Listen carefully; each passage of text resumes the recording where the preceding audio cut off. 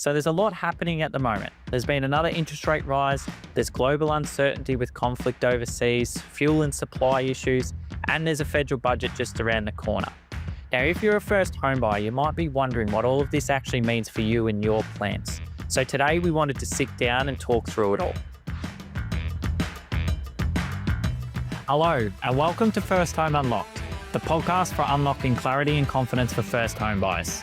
I'm Jack Elliott, National First Home Buyer Specialist at Alcove. And I'm Chris Bates, ex-financial planner and mortgage broker. Together, we are on a mission to empower you with the keys to unlock your first home. Let's jump in. Hello, welcome back to First Home Unlocked. So there's a lot happening at the moment. There's been another interest rate rise, there's global uncertainty with conflict overseas, fuel and supply issues, and there's a federal budget just around the corner. Now, if you're a first home buyer, you might be wondering what all of this actually means for you and your plans. So today we wanted to sit down and talk through it all. Chris, to start with, how are you feeling about everything that's going on right now?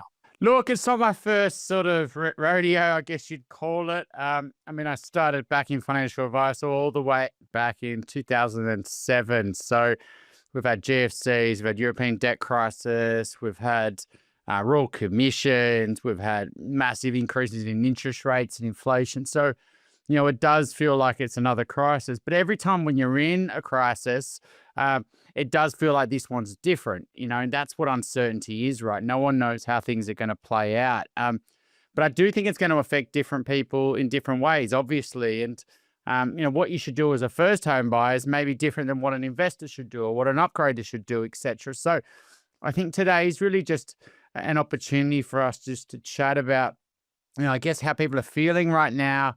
Talk about the uncertainty in the market, but also give you some tangible takeaways on how you potentially should think about it regarding your property moves, which is all that really matters. There's a big world out there. There's lots happening that you can't control, and there's things that you can control, and that's your own personal decisions and how you respond to it. And so I think that's what today's all about. Exactly right, Chris. And it's something we are hearing a lot from first home buyers in the moment, that they're feeling a bit of uncertainty, which is completely understandable with everything that's going on. So let's start with breaking it down. What are you actually seeing in the market right now, Chris?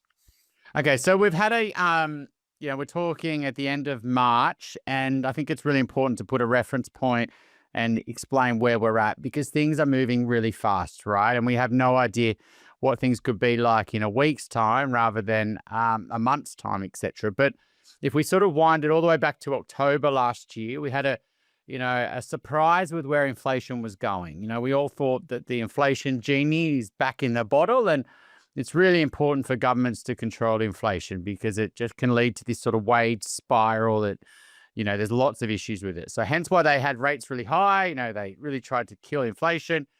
They thought they had it in the bag, but it sort of spiked late last year. And so the expectations around interest rates, not just here, also around the world, that everyone thought they had it in under control, we had to go from instead of rate cuts, we've increased rates, maybe a couple of times since late last year.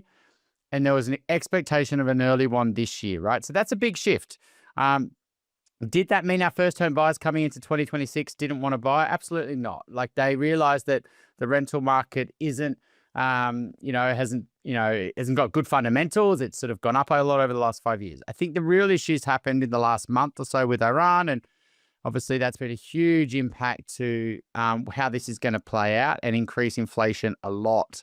So if that happens, then people are going to say, well, there's not only going to be one more rate increase at the start of this year, maybe another one in May, but there could be multiple ones. And I think this uncertainty, whenever there's a fear of uncertainty, there's different people in the market. There's people who are new buyers, who are coming out of the rental market, for example, like you, first-time buyers. But the biggest part of the markets is there's about 7+ million homeowners out there that often will just sit on their hands, and they'll just say, well, I don't know what's going to play out. Yes, I would love a different place, or maybe I'm happy here, or I'm just going to let this play out. I don't need to move. I don't want to sell and then go into the rental market because that's not good. And also the market could run on me. So unfortunately, what you're going to see is a lot of people who don't have to sell, won't sell. They'll just sit on their hands. I think that's the biggest thing that sometimes people misunderstand with the market, is because we live in our properties, people have to have another alternative, and there's not really a viable one for them. So if you're looking at first home buyers specifically, at this point in time, should they keep moving forward with their plans right now? It is a case by case. You've got to be really careful when you're a first home buyer.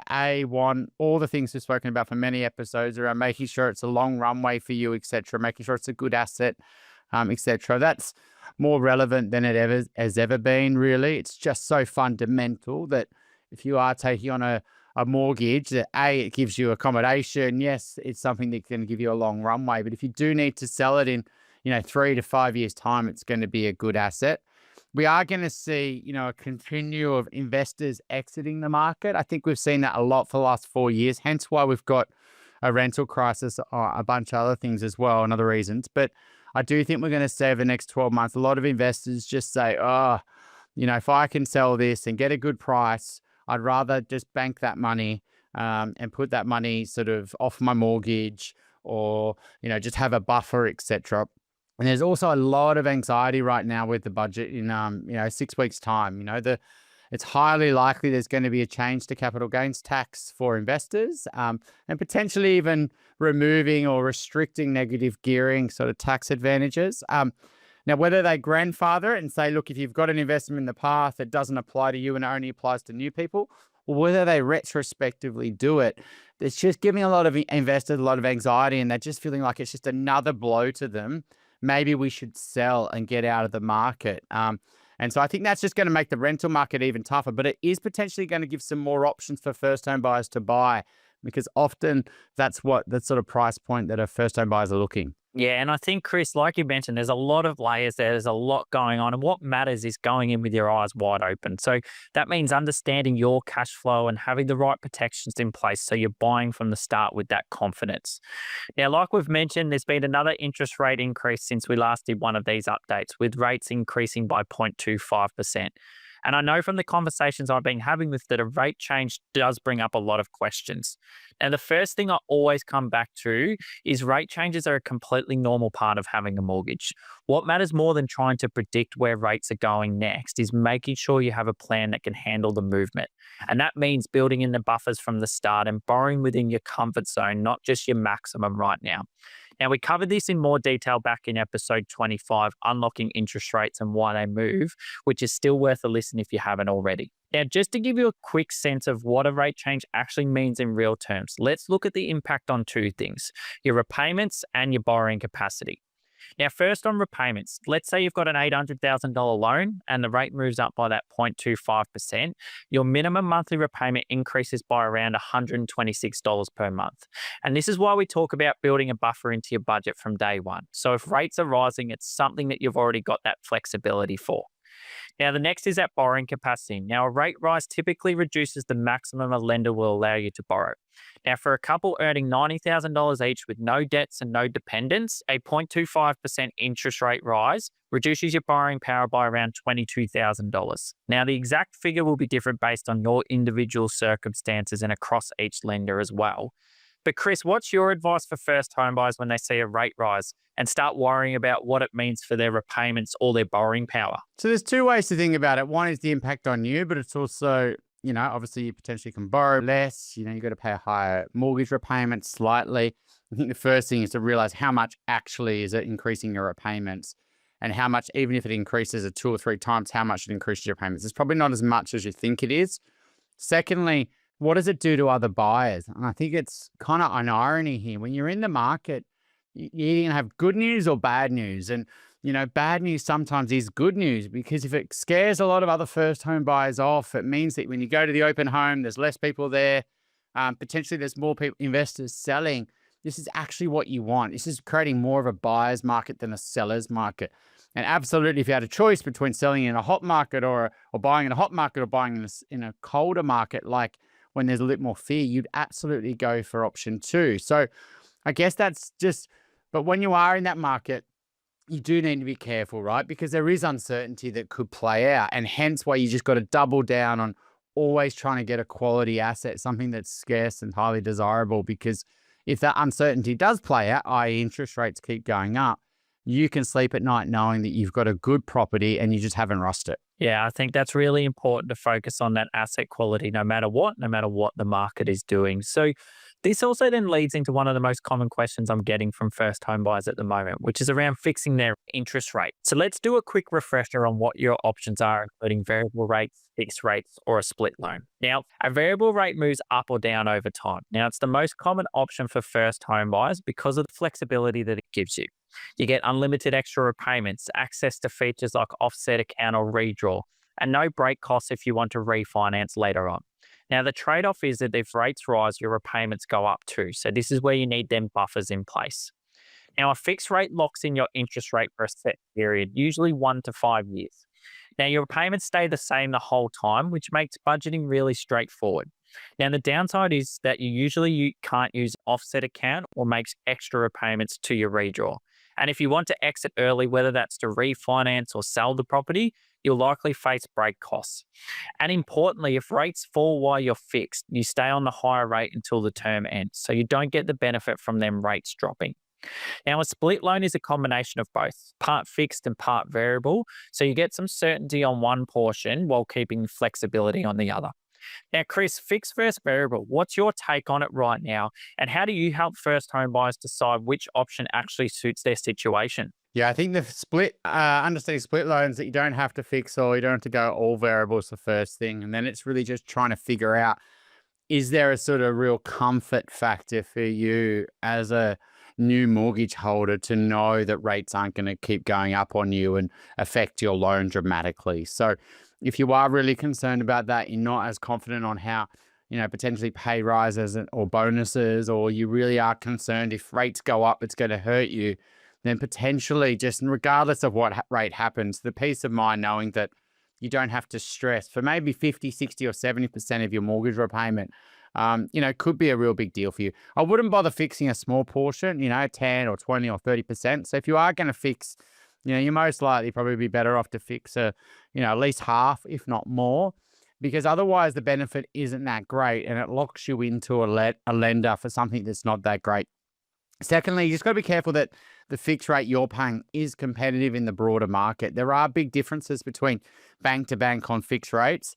And secondly, if you have got a mortgage, making sure your variable rate's good. And that's what a good broker will do, is just say, look, yeah, you could fix it this lender, but it's really expensive compared to other lenders. Do you really want to do it? Or, it's actually a really good fixed rate. It's one of the best ones in the market. So just be careful on that. But it really comes down to just your confidence level and just what will give you the most comfort.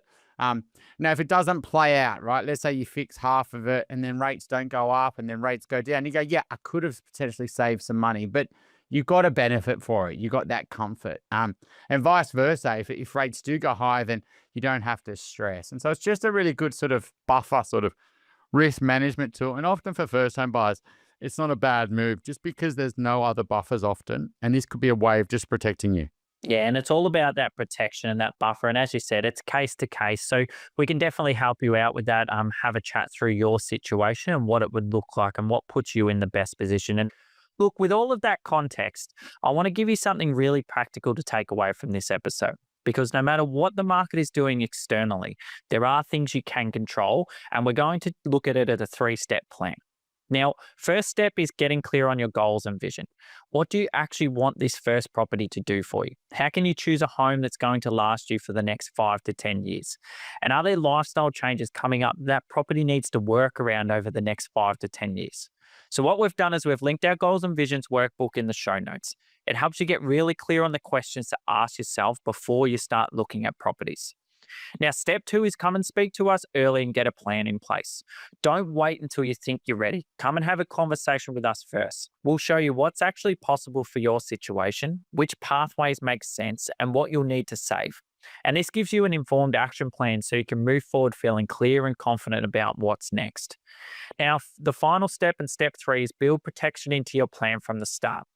Now, we always recommend building an emergency fund as a first home buyer that's ideally sitting in your offset account. And when you are taking on a mortgage, you need to make sure your repayments are manageable if rates increase. You really want to understand your cash flow and build that flexibility in from the start. Now, Chris, is there anything else you think first home buyers need to hear right now?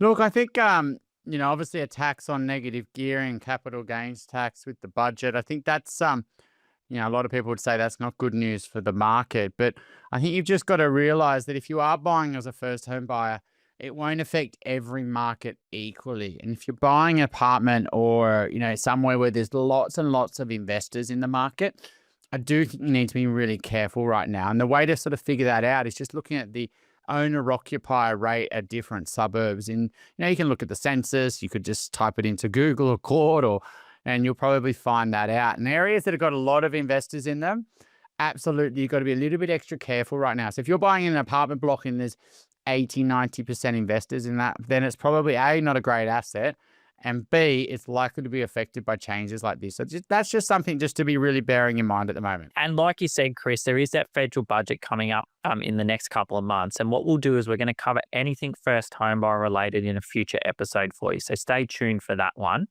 So if everything going on in the market right now has made you feel a bit uncertain about your first home plans, that's completely understandable. What matters most is having a plan that's built around your goals, your budget, and then what's comfortable for you. So if you want to talk things through, you can book a get to know you chat with us via the link in the show notes, and we'll help you slow things down, work out where you actually stand, and map out what your next steps look like. So that's it for today. Thank you so much for listening, and thanks again for joining me, Chris. Thanks so much, Jack. Thank you so much for listening. We'd really appreciate if you could do us a huge favour. Share this episode with any first home buyers that you know so we can help more people like you feel clear, calm and confident when purchasing their first property. You can join our Facebook group, First Home Unlocked, to continue the conversation with other first home buyers. Or if you're ready to unlock your first home, you can book a get to know you chat by using the link in the show notes or by going to firsthomeunlocked.com.au. Before we go, just a reminder that everything we share on this podcast is general in nature and not tailored to your personal situation. We always recommend seeking advice from a qualified and experienced professional when making financial decisions.